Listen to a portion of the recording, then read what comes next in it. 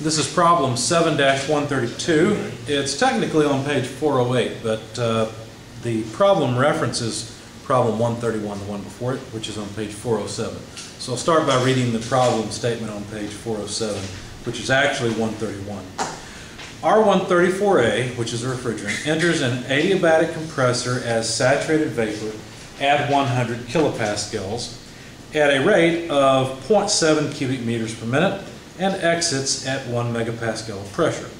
If the isentropic efficiency of the compressor is 87%, determine A, the temperature of the refrigerant at the exit of the compressor, and B, the power input in kilowatts. Also, show the process on a TS diagram with respect to saturation lines. Now, in the next problem, 132, that we're actually working, it says redo the problem and include the effects of kinetic energy of the flow by assuming an inlet to exit area ratio of 1.5 and the exit pipe diameter 2 centimeters. Okay, so let's make a figure with all of this stuff so we can wrap our head around the problem and then solve it. So here's the compressor. Compressors take work in. Here's the power coming in, and we don't know how much it would be, but we're supposed to find it in kilowatts. And what it has to do is take R134A from a quality of 1, because it's, remember, it's a saturated vapor coming in, okay, at a pressure of 100 kilopascals and a volume flow rate, which notice the volume flow rate was specified on the inlet side, it's important, of 0.7 cubic meters per minute. And it has to take this stream and convert it to a higher pressure at the exit of a megapascal, which I'm going to write as 1,000 kilopascals. We don't know what the temperature at the exit is. We do know that the diameter at the exit is 0.02 meters, which is the same thing as 2 centimeters. And we also know that the area ratio, A1 inlet over A2 exit, is 1.5. Okay? So we're supposed to find T2. We're supposed to find the power output. And by the way, the isentropic efficiency of this compressor is 87%. Okay? And I just realized I made a mistake in my solution. I wrote N sub T for a turbine. It should be N sub C for a compressor. So that's what this thing is. Any questions about what we're trying to do?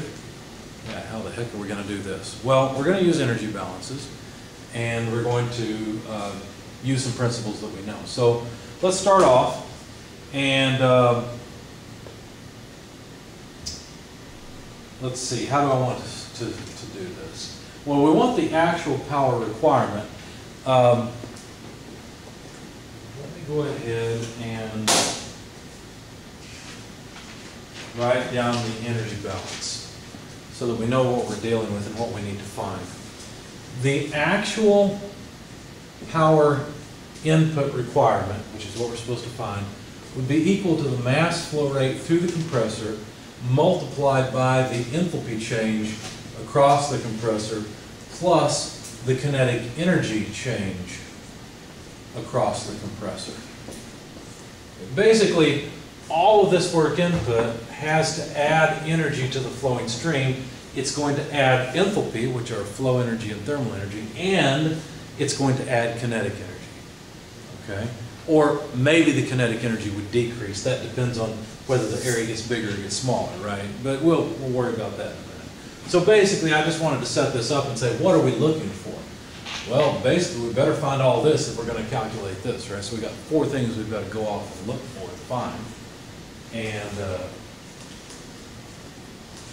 calculate. So, can you tell me what that second part says? B squared. I'm sorry. Minus. I made a mistake. Should be B1. I just looked at that. I tried to write it down. I was thinking and talking at the same time, which doesn't work well for me. B1A though, right? Well, Actual. Question. Is there a 1A and 1S state? Is there an ideal and an actual? How many pieces of information do we have here? This one's completely defined. This one's not. Okay? There's going to be an actual state here and an ideal state because this thing's not reversible. But this is the reality. Right? There is no 1A and 1S. it's just 1, okay?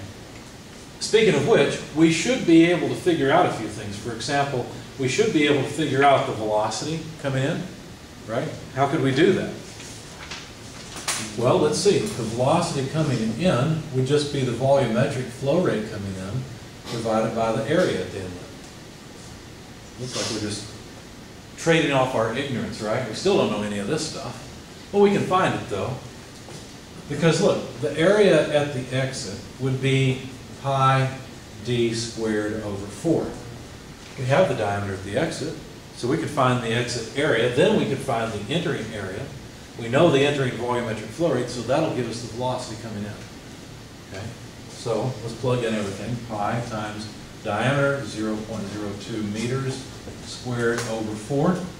And so that comes out to an area of about 3.1416 times 10 to the negative 4th square meters. There's the area at the entrance. So let's just write it down. When we solve something, let's put the trophy on the wall, shall we? Times 10 to the negative 4th square meters. I'm sorry. If I'm going to solve for A1, I better write A1. But no, that is A2. What am I thinking? Yeah. Okay, let's try it up here then. I put the trophy on the wrong wall. 3.1416 times 10 to the negative 4th square meters. So now we can get A1 because we know the ratio of A1 to A2 is 1.5, right? So all I have to do is add 50% to this, right? And that would give me A1. Does that make sense?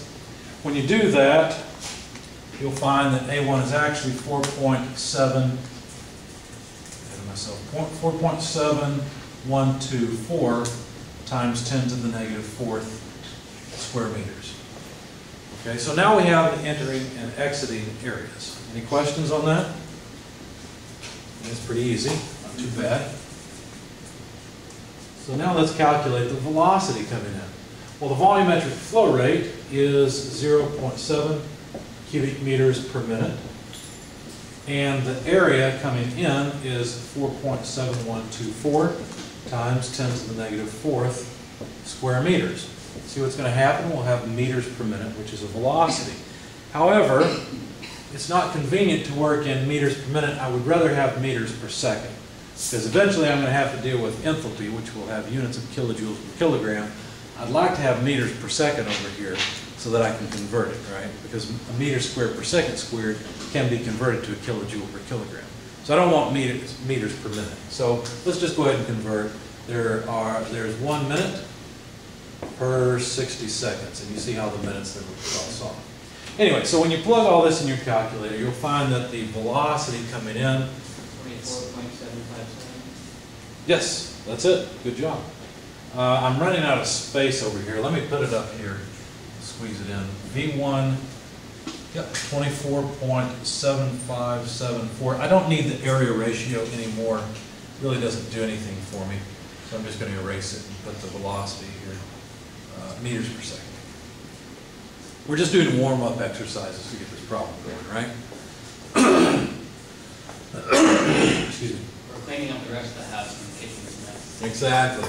To get rid of the mess, we've got to clean up the rest of the house. How about the velocity at the exit?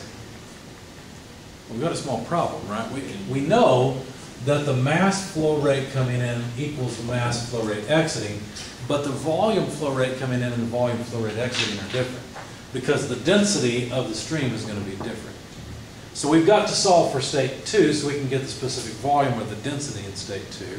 Can't just look it up, it depends on temperature and pressure. We've got to do that first before we'll be able to calculate the actual velocity at the exit. Okay, so let's put that on the back burner for now because there's some more low-hanging fruit we can grab first, okay?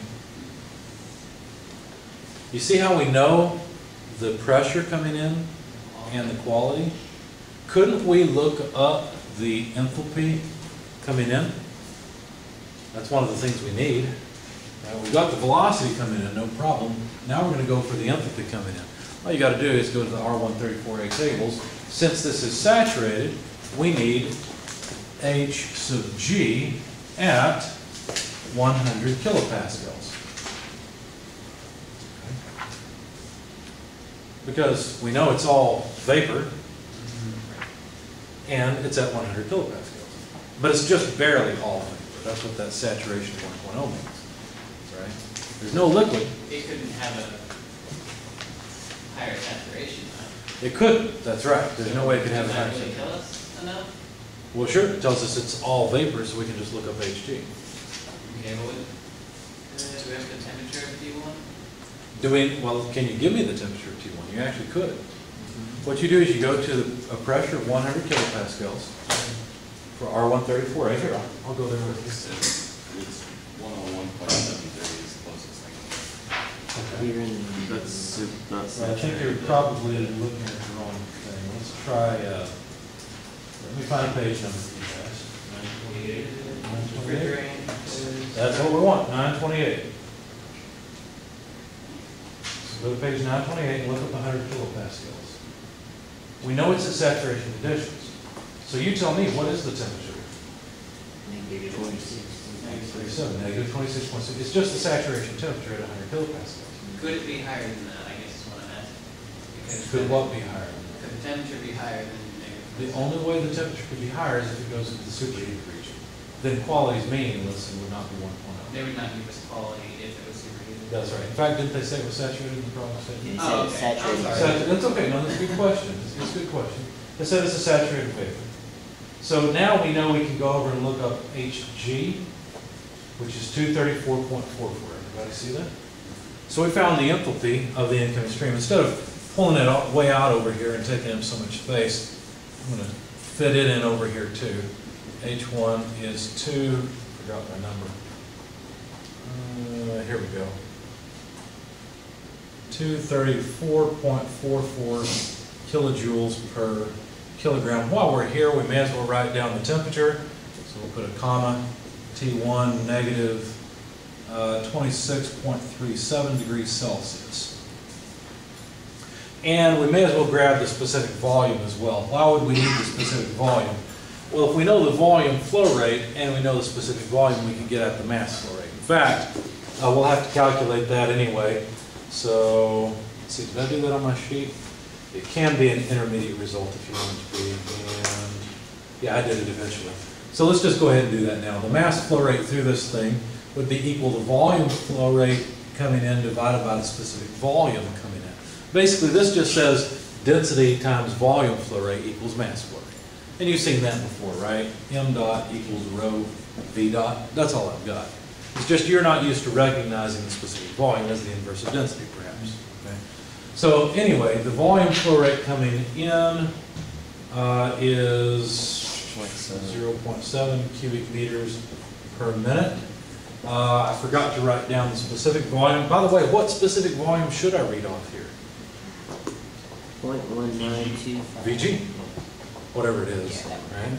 That one. 0.1954. Yes, that's it. 0.19254 cubic meters per kilogram. So there's our specific volume coming in. So if I plug that in, 0.19254 cubic meters per kilogram, then let's see, the cubic meters go away. I'll get kilograms per minute.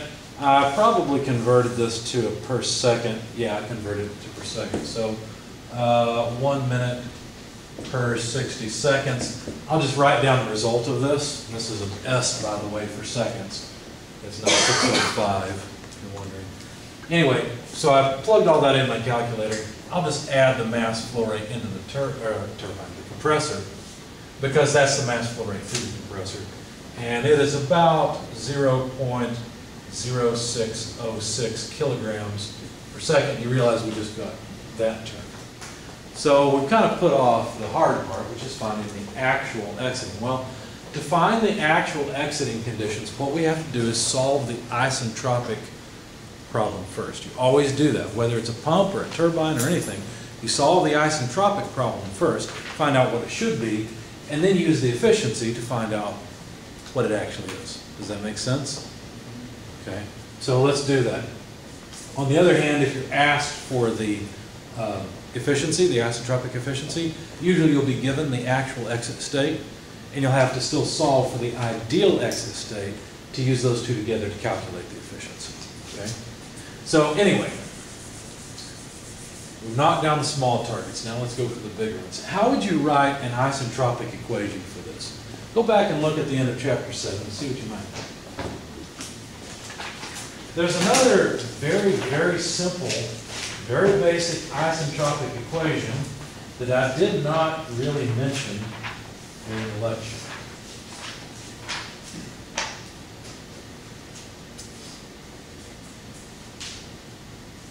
In fact, this isentropic equation is listed in your book. It's on page 396. You see the easiest isentropic equation ever. I'll give you a hint. It's not the first, second, or third. Yes, it does. T2 equals T1? Almost, except that's temperature. S2 equals S1. S2 equals S1. Well, that's trivial, right? I mean, isentropic means S2 equals S1, right? Yeah, that makes perfect sense. In fact, if we were to look up the entropy, and I should say the specific entropy in step 1, it would be SG. And you haven't looked it up before, so it's good practice. Go back to the R134A table, the saturated table. And what S should I look up? SG. It's just saturated vapor state, right? So look up SG. What do you find when you look that up? 1.87995. No, it's 0.95183. You have to look up 100 kilopascals, okay?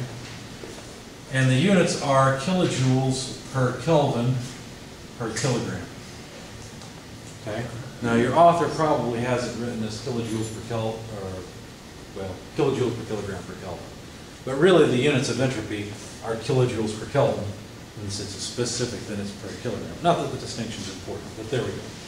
So there's S1, there's the incoming entropy. So what would be the, I don't know how to write it any other way, S2S, right? The ideal exiting entropy would just be S1. How many properties did we need in order to find out all this other stuff about state 1? 2. We needed these two. We need to know that it was saturated, we needed to know the pressure. Okay? We have 2 properties here now. We could find the ideal exiting temperature, the ideal exiting enthalpy, the ideal exiting flow. All these things are available to us now because state 2S has 2 pieces of information. Okay? Well, wait a second. How is that going to work? All right. Let's see. Ideally, this would be 0.9, where is it? 5183 kilojoules per Kelvin per kilogram. Now, go to the saturation tables for R134A. You should already be there. Go to the pressure tables and look up a megapascal. So 1,000 kilopascals. Any megapascal? No, just 1 megapascal. So since the entropy at that is not ideal, that's our actual one then? The entropy here is the ideal entropy. This is what the entropy should be. And then, but since it's not the same in the table, that's the actual one. Not quite. You're getting one step ahead of me. Okay. We're trying to, it's fine, and it's good that you're thinking ahead. You don't just go to the table and read off whatever happens to be there. What you do is you look. Now, look at SF and SG. What do you see for SF and SG at 1,000 kilopascals? What is SF? 0.39189. 0.391, so on and so forth. What about SG? 0.91558. Now, what do you notice about the ideal entropy? It's above, right? It's not between. That tells you that the exit is not saturated in the ideal case. It's superheated. The randomness is more than it has to be close to saturation. Does that make sense? Okay, because the entropy is greater. What this means is we've got to flip over to the superheated tables. Okay? So now let's go over to superheated R134A and look for megapascals on page 930. So on the second row, over on the right-hand column. So now, at a megapascal, look for an entropy of 0.95 something.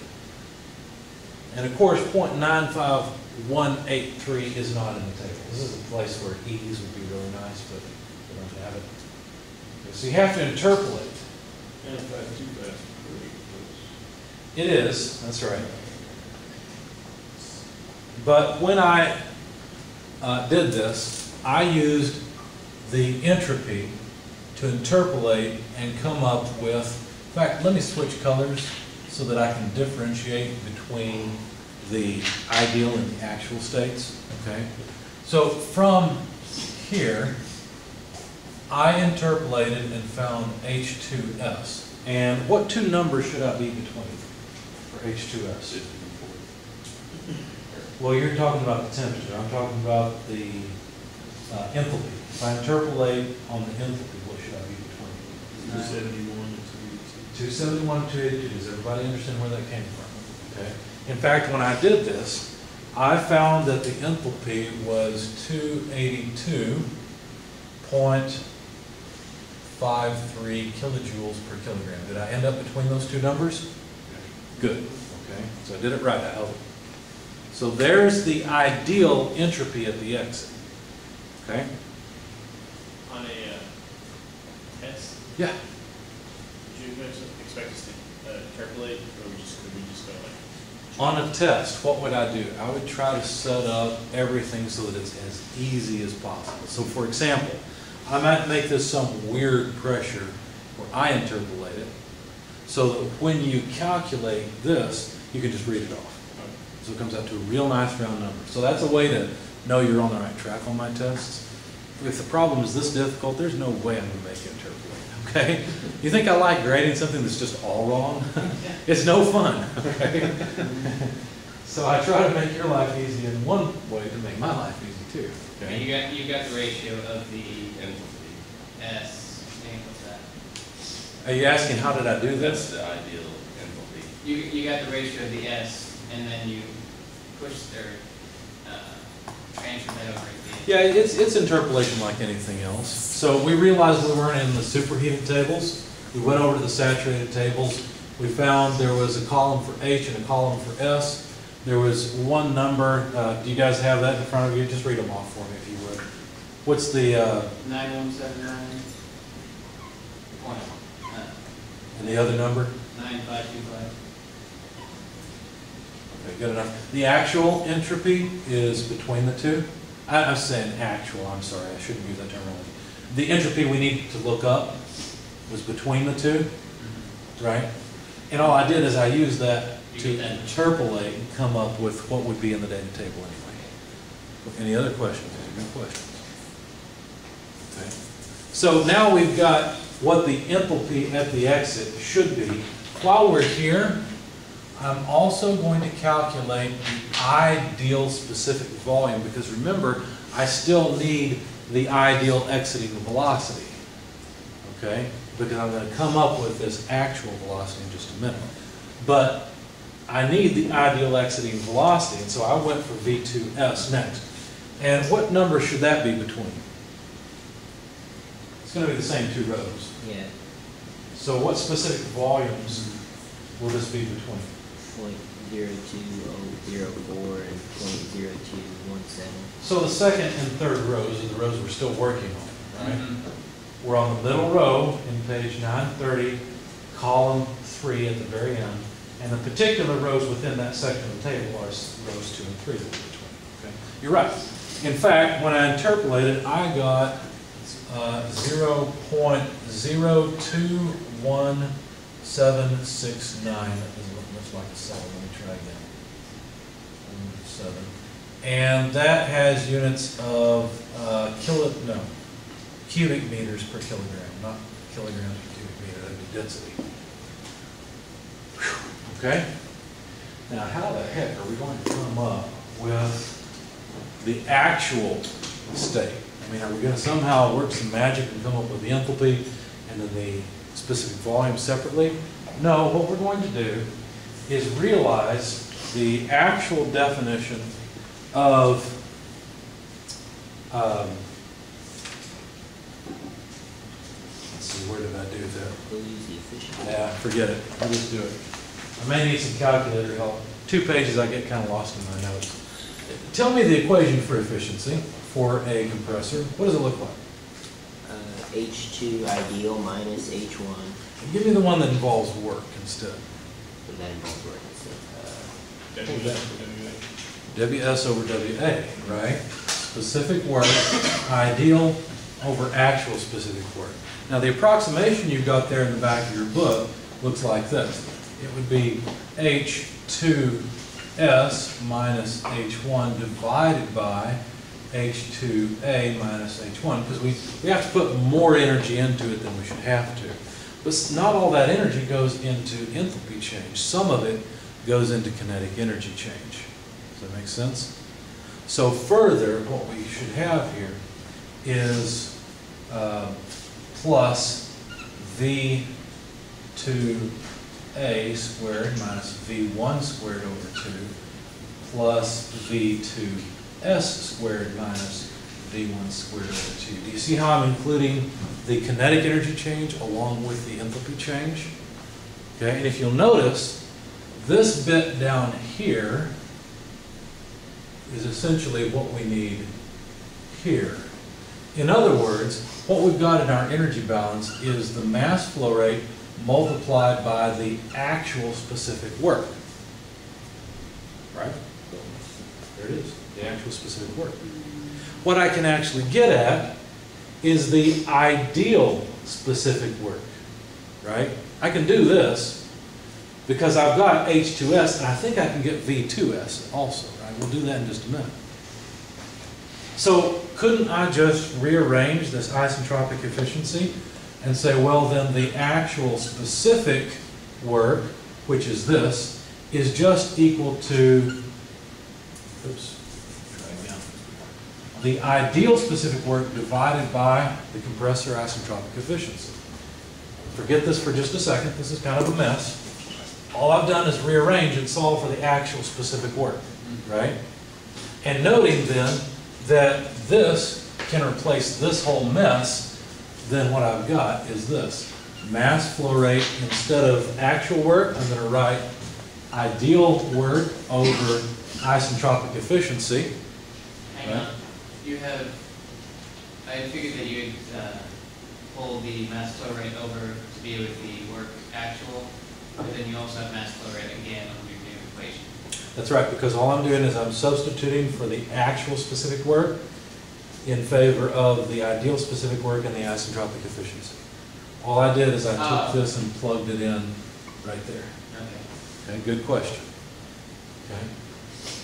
Now further, I could expand this and say, well, this is the mass flow rate over the compressor efficiency. Sorry, I'm running out of space, but I don't want to erase this bit yet, because understand, this is exactly the ideal specific work. H2S minus H1 plus V2S squared minus V1 squared over 2. Okay? So all this is, this whole mess, is just WS. That's the amount of work it should take, okay, per mass, per kilogram that goes through here. Okay? You guys okay? Still alive? I see confusion in your eyes. It's okay. It's all I over your got head. it. I feel like not erasing that would help. Yeah, I wish it was. If I was a half step behind, I would have much rather had that still on board. Okay. The key is to understand what this compressor work is, or compressor efficiency, excuse me. And it is the ideal work over the actual work, which you can then rearrange to get rid of the actual specific work in favor of the ideal specific work. All you got to do is divide by the efficiency. So this is problem specific, that the equation we have in the book is not what you used on this. You really have to know what the isentropic efficiency really means. Now, the reason I'm showing you this is a more difficult problem than what I would give you on an exam. Collective sigh of relief, right? Okay? But if I was going to work 131, I may as well work 132. So for practice, if you want a good problem for an exam, work 131. Because what will happen is it'll be a lot simpler. All of these velocities would be gone, right? They wouldn't matter. Because what you'll see is this change is very small. In fact, as we go along, we'll solve the problem, then we'll play with it a little more. We're going to compare the enthalpy change to the kinetic energy change, at least in the ideal case, and see how they compare. Okay? We can't really tease them out completely, because then we'd have to come up with these actuals, and I don't know exactly what they look like. Okay? We might be able to do it, but it'd take a little bit of work. But anyway, we can look at the ideal exiting state and get a good idea of what's happening in the real state, or the actual state. Okay, so we realize there's one more piece of information we need. We've got H2S, it's right there. We've got H1, we've got V1, we need V2S. How could I get V2S? Any ideas? We already have this. Same equation. You have V2S. Yeah. Well, be careful. I'm talking about not specific volume. Oh, I'm talking about velocity. velocity. Too many V's, I know. How can I get the velocity? Well, so far we're using the energy balance. What other balance do we almost always have to use? Mass balance. How about something like this? M dot 1 equals M dot 2. Well, essentially we already know the mass flow rate, right? It's right here. Whether we're talking about the actual or the ideal turbine or compressor, we know the mass flow rate through it. So that's fixed. We don't have to worry about that. But this would be equal to, well, let's see. It would be the density at state 2 times the volumetric flow rate at state 2, which could be expanded to the density times the velocity at the exit times the exiting area, which, by the way, we know the exiting area, right? And if I then plug in the specific volume, again, I know too many V's floating around, but density is just the inverse of specific volume, so that's what I'm using here. Then you could see that this is something we could begin to approach, right? Because we have a specific volume at the exit, at least in the ideal case. So for the ideal state, V2S would be related to the specific volume at the exit. Okay? If I plug in a specific volume from the exit, it better match the ideal velocity at the exit, since it's the ideal specific volume. Does that make sense? Sort of? Maybe? I wouldn't expect you to be able to do this yet. It's okay if you feel lost. All right. Questions so far? So I'm going to calculate the exiting velocity, V2S, based on the mass flow rate. Well, the mass flow rate, m dot, multiplied by V2S divided by the exiting area. All these things we have. Okay, so grab your calculator. I want you to feel like you can accomplish part of this, okay? Because I know you can. You'll be able to accomplish it all before the class is over. Well, hopefully before the next exam. Plug in the mass flow rate, 0.0606 kilograms per second, multiply it by the specific volume at the exit, and then divide it by the exiting area, because we have all those pieces to the puzzle. What number do you get for the exiting velocity?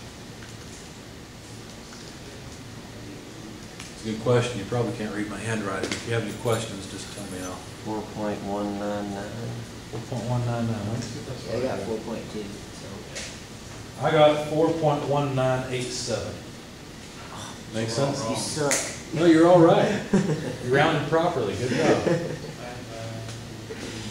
I'll give everybody else. See where. Yeah, go ahead. Go ahead. Take your time. No problem.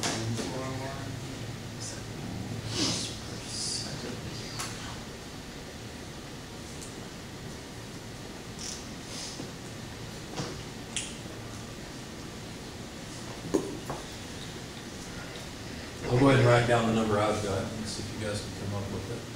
V2S. Oh, I promised I would write it in the light blue for the isentropic state. Let me try again. I don't have any room over here, so I've got to put it here. V2S. I got, where did it go? There it is, 4.1987 meters per second. Everybody see how I got that number? Any problem, major problems anywhere?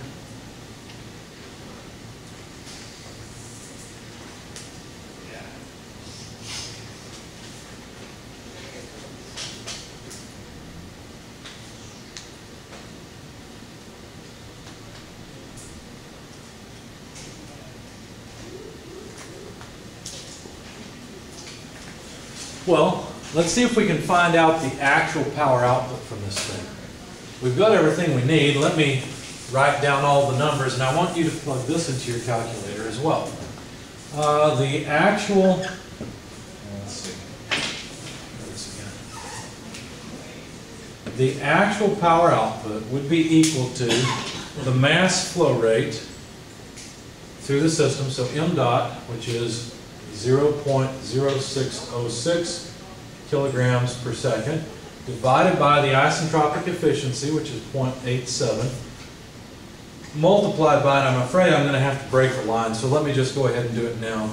I need H2S, but H2S is 282.53 kilojoules. You know what, to save some space, I'm going to put the units above, kilojoules per kilogram, minus H1, but H1 is over here somewhere, 234.44, and that's kilojoules per kilogram, plus V2S.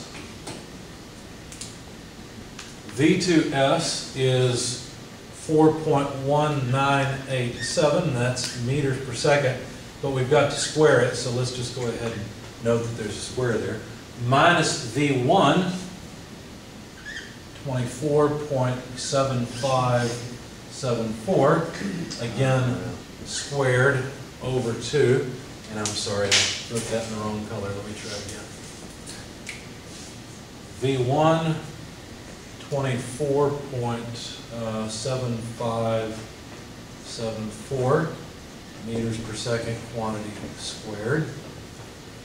And that ends it all. I think we've got it. Now, if you plug all this in your calculator, you're going to have a problem. What's wrong here? Well, the units are units. Right? The units are messed up. Oh, yeah. So what do we need? Well, we need a conversion factor to take care of this. So before we do that, though, I want you to compare the magnitude of these terms. So just take 282.53 and subtract off 234.44. Tell me the number that goes in here. 48.09, I think. How much? If I wrote my numbers down right, it's 48.09, because I just did that. Okay, 48.09. Anyone verify that? Okay, so we got a second on that. That looks right, because it's about 40 or 50 between those two. And now what about this term? So 4.1987 squared minus, oops, I forgot my squared. 24.7574 squared, and then divide by 2. What do you get for that term?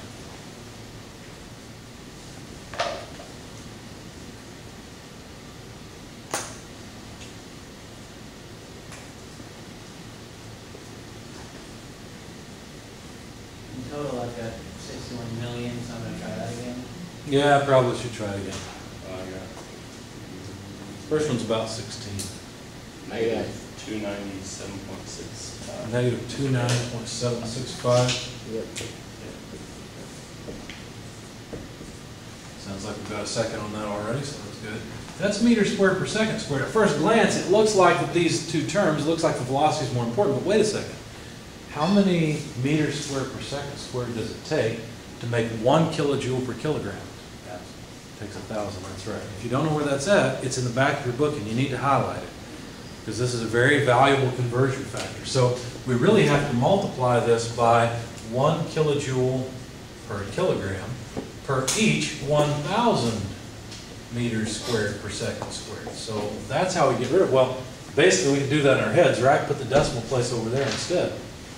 So minus 0.29. Now which one's the bigger term? You see why we can neglect kinetic energy so often? It's because with reasonable sizes, this is negligible. Now I realize this is for the ideal case, but the principle still holds for the actual turbine. So now, let's see if you can calculate the actual power input required for this compressor. I think I keep saying turbine, I apologize if I do. It's a compressor. So take 48.09, subtract off 0.29765, if you want to, and multiply it by 0.0606 divided by 0.87. Because this was just broken, it really belongs up here. 3.35. 3.35, anyone second 3.35? Negative 17.69. Well, it can't be negative because this negative term is a lot smaller than that positive term. And by the way, what would the units be? Well, the kilograms will go away. We'll have kilojoules per second, which is a Kilowatt, kilowatt. That's right. So what was your number again, please, sir? 3.33? 3.33. Is that what you got also? Yeah.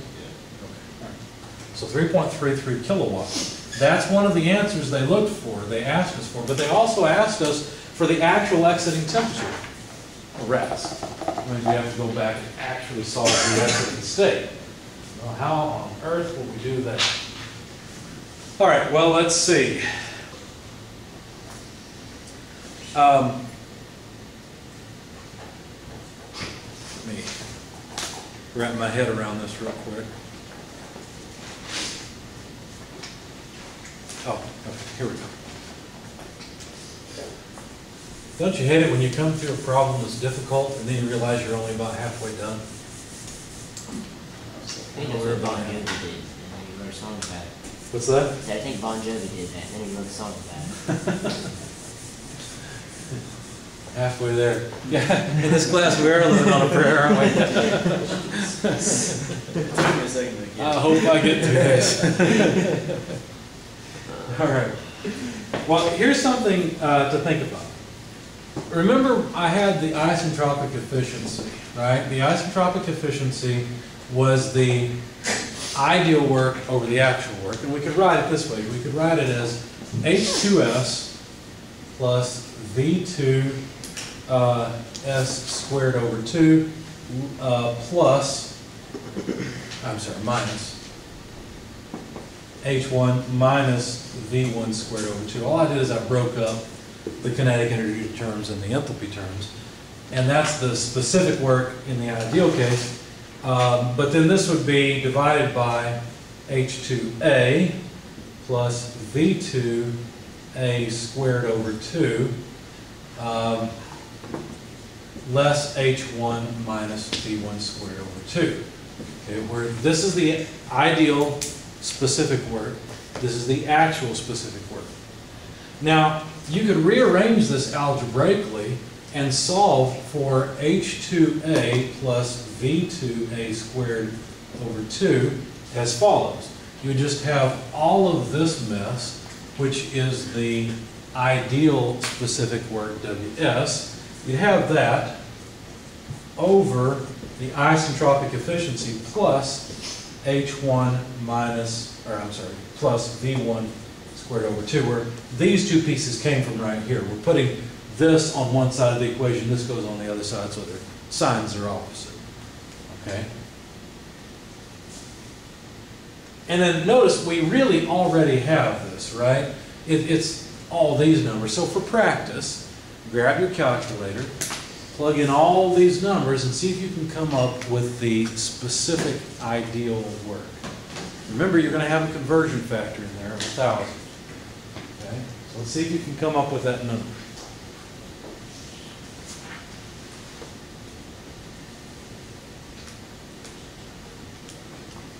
Now, I didn't go through that. That's an intermediate result for me. Let me see if I can grab a calculator and do this as well. I don't know if you got it right. Let's see.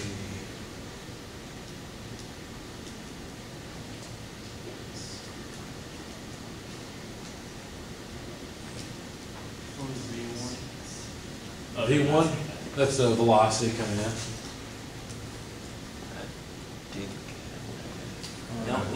Don't we need the actual entity at state 2 by itself on the Well, we're not working with this yet. We're just working with this bit up here.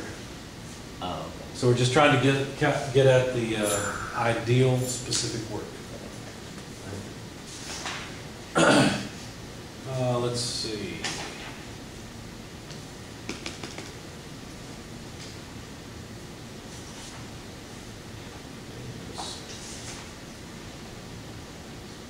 Okay. And then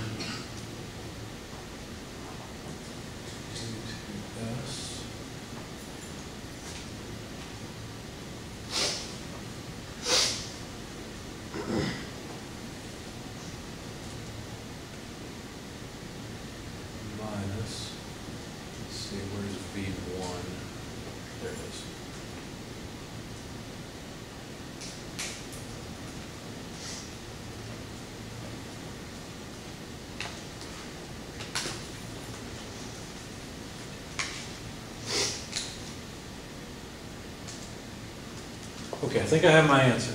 What was specific work? Is that multiplied by specific work? No, these are both velocities. All we're trying to do is get the specific work in the ideal case. Multiply on the right side of that circle. No, I'm just saying that's what this is. Oh, These are okay, equal okay. to each other. I got negative 249.56. Well, we shouldn't get anything negative, right? Be positive.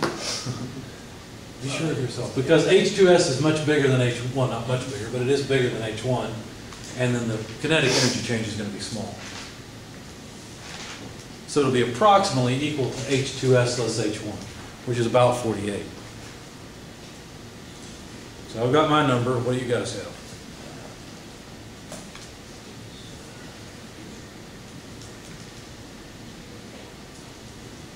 If you're watching the video, you should be doing this as well. 363.19. It should be close to 48. 48.08. You got 48.08. I've got 47.79 too. And I'm hoping somebody gets the same number so I can feel a little bit of confidence myself. Okay. I know it should be less than 48, right? Because 48 or so is the difference between H2S and H1. So I think your number's a little high.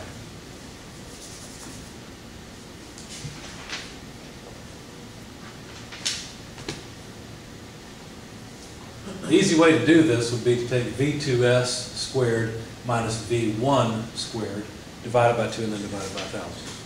So let's just do that. I'll mention my numbers as I go, because you guys are probably getting bored trying this. So V2S is right here, 4.1987 squared, minus, I'm going to take V1 squared, that's right here, 24.7574 squared. It's a negative number. I'm going to divide it by 2 and divide it by 1,000. Okay, so that now it's in, now this difference is in kilojoules per kilogram. I've got a small negative number, negative 0.29764. Now I'm going to add H2S, which is here, and subtract off H1. That should give me my answer. So plus 282.53 and subtract 234.44. That's the same number I had before, so I'm pretty sure I've got it right now. Okay, so I believe the net specific work here, we're going to put it in numbers, is 47.7924 or so kilojoules per kilogram. That's a 4 on the end there. And so that's just this little piece right here, the ideal specific work. I have to divide it by the efficiency of 0.87, and I have to add H1 and V1 squared over 2, but again, I've got a conversion factor here. Okay? So, for the sake of the video, I'm going to continue down. H1 is 2, let's put the plus down here, plus 234.44, and then plus V1 squared, that's here, 24.7574 squared over 2,000. Let's just do it this way. Remember that 1,000 is the conversion factor. Okay?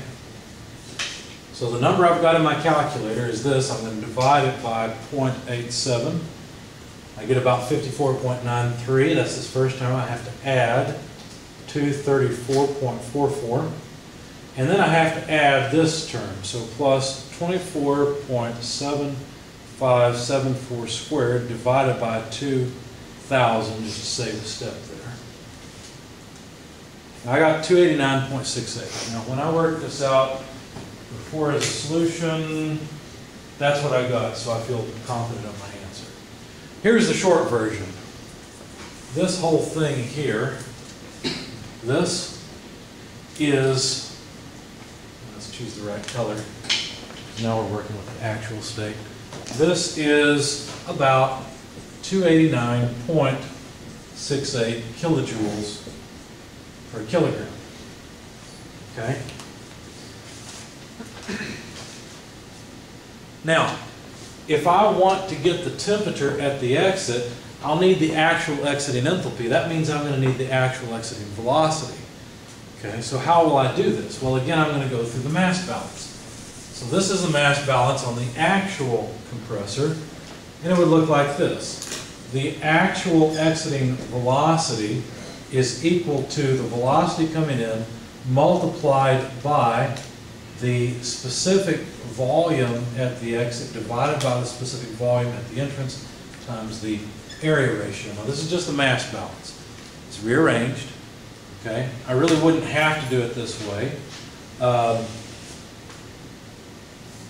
I could put all these together as simply the mass flow rate, but I chose to show you another way to do this.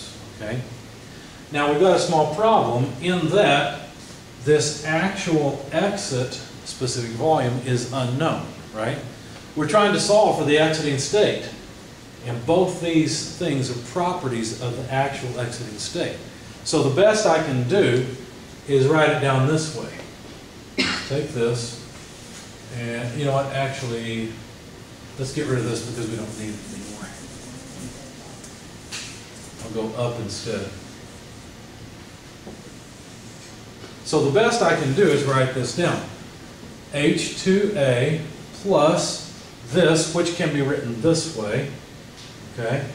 But you realize you know this velocity, you know all these things, and so this is 24.7574 meters per second multiplied by V2A, which I don't know yet, divided by specific volume in state 1, 0.19254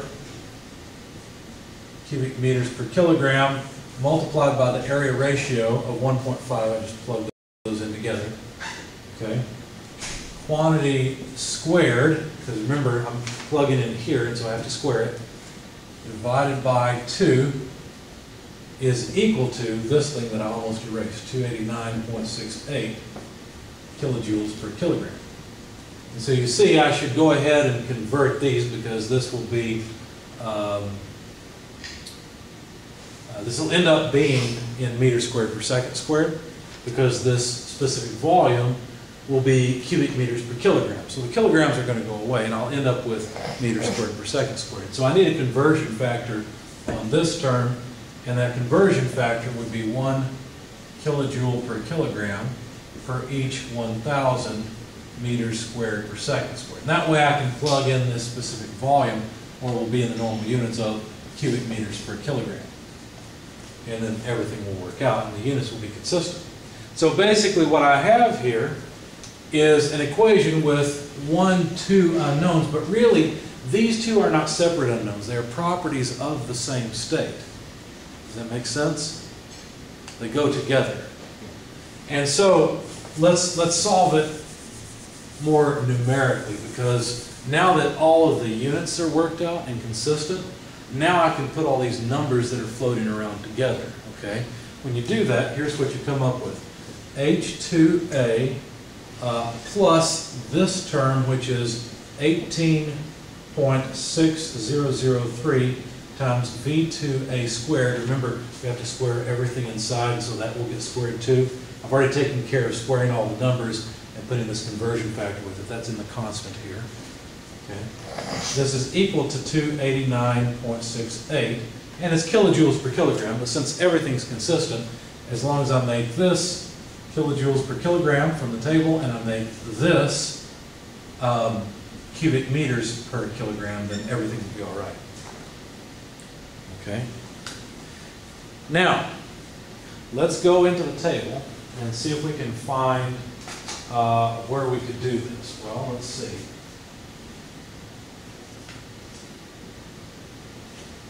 Go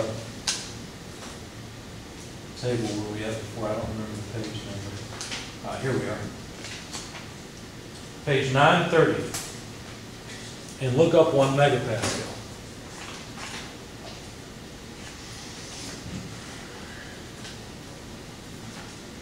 Now we know that H2A is going to be close to H2S, right? And so when you look at the table, we're either going to wind up between, let's see, H2S is between 40 and 50 degrees Celsius, or since we expect the exiting temperature to be higher than it should be, maybe it'll be between 50 and 60. Does that make sense? Remember, this is not an ideal thing, and so we expect the exiting temperature to be too high. Let me check the video. Oh, we still have 28 minutes. We're okay. Well, maybe we're okay. That's debatable at this point, right? Well, the reason that this problem has an ease symbol by it is you're supposed to plug this equation into ease and have it solve everything simultaneously so that you don't have to go into the table. What I did is I made an interpolation equation that relates the enthalpy, the specific volume, and interpolated both at the same time in the table. Realized I was off. It ended up outside of the range. And so I went and made an equation for the next. Let me show you what the second equation looked like. It looked like this. H2A is V2A minus 0.021796. Where does that come from? Well, look between 50 and 60 degrees. Look at the specific volume between those two. This is one of them. Okay, divided by 0.023068 minus 0.021796. Where did that come from? These are just the two specific volumes, okay, that I'm interpolating around. So look at 50 and 60 degrees, you'll see where those two specific volumes come from. But then I have to multiply that by 293.38 less 282.74. What is that? That's the enthalpy range across those two same temperatures, across 50 and 60 degrees. And then I have to add to that the lower limit of the range, 282.74. So that's the lower limit. So this is just an interpolation equation. I know it looks a little scary, but that's all it really is. And then if you solve these two equations simultaneously, then you can find H2A and V2A. By the way, if you actually had to do this on a homework, let's assume you could get to this point. Okay. That's a big assumption. Let's assume you could get to this point. How would you solve this the easiest way? I would put it in Excel. I would take this equation and guess H2A, or better yet, I'd guess V2A. That would allow me to calculate an H2A, which I could then plug in here and see how close these two match. Once I guess the right V2A, this equation would be equal on either side, right? That makes sense? I'd use goal seek. It's simple, right? That way we wouldn't have to mess with the algebra here. Now the algebra is really not too bad. It looks scary because you're wondering where all these numbers came from. Really, this is just a linear equation. You can actually plug it in and solve it pretty easily. It's not too bad. It's just a quadratic equation. That's all you end up with here. Okay?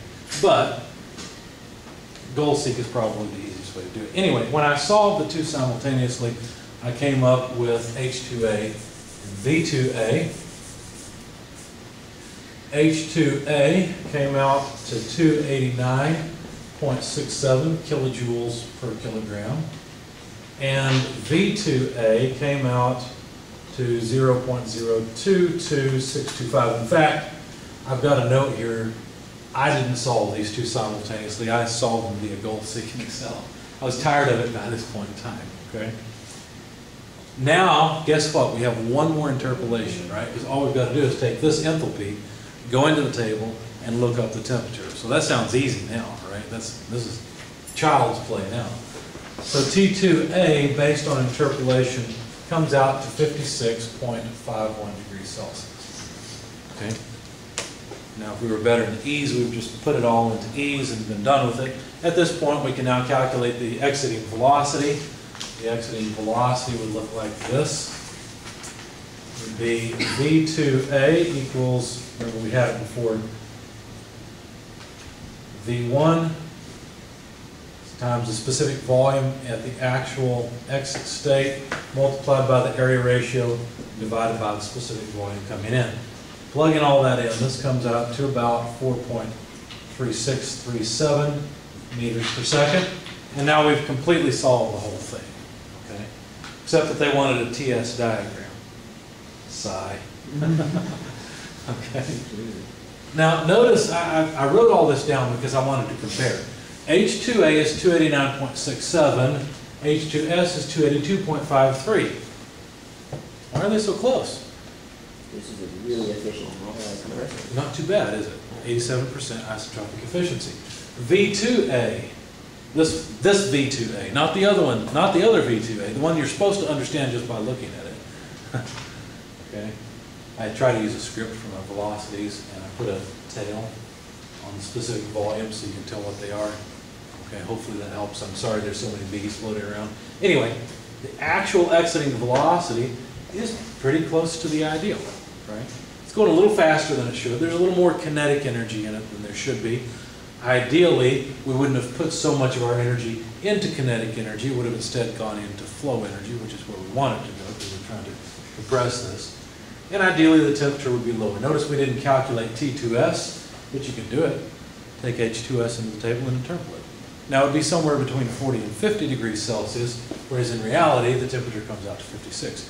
Most of the energy that went into this exiting stream, into a type of energy we didn't want it to go into, went into thermal energy, right? Okay, we didn't want it to go here. That's where most of it went. Some of it went into kinetic energy, but not enough to really worry about it. Okay? Whew. One more thing. TS diagram. What does a TS diagram look like? At this point, we have no idea. Time versus, well, and temperature versus. Temperature in degrees Celsius versus Yes. entropy in kilojoules per kilogram per Kelvin. Okay. Well, relative to the vapor dome, we know that we begin on the edge of the vapor dome over here, right? It's a saturated vapor, and we move off into the, so here's state 1, we move off into the superheated region. Now, if this compressor were isentropic, what would happen? The entropy would remain constant. To move into the superheated region, the only way to do that is to go up. So the temperature has to go up. By the way, what state would we call this? Okay, let's draw lines of constant pressure. Okay, so here's our temperature of negative 26.37. The line of constant temperature pressure would lay on top of each other, then they'd go up something like this. There's another line of constant pressure that would pass through this point. This line of constant pressure would be at the incoming 100 kilopascals. This line would be at the exiting 1,000 kilopascals, or in other words, a megapascal. So what state would this be since it's directly above state 1? Almost. State 2 what? Ideal. Ideal. State 2s. Yeah. This is state 2s. This is the ideal state. That's not where we actually ended up. We ended up at 1,000 kilopascals, but with more entropy. There's the actual process. Here's the ideal process. Okay? Which makes sense. The temperature came out higher than it should have, right? And it came out with more entropy than it should have. Okay, so there's the TS diagram. By the way, I did solve for some of this. I didn't come up with the ideal temperature. I'll let you do that. Of course, we could plot the 56.51 degrees Celsius that we've worked so hard to get. Okay. And my diagram is not accurate. My vapor dome should go up quite a bit farther. At this point, who cares, right? Should go up quite a bit farther. The reason I know it should go up farther is because the critical point is at 101.2, and that's always at the top of the vapor dome. Okay, so anyway, there it is. The entropy, well, the beginning entropy was 0.95183. The ending entropy, I didn't show you how to solve for that, but all you would do is interpolate for it as well. Remember, we've already got the specific volume, we've got the actual enthalpy.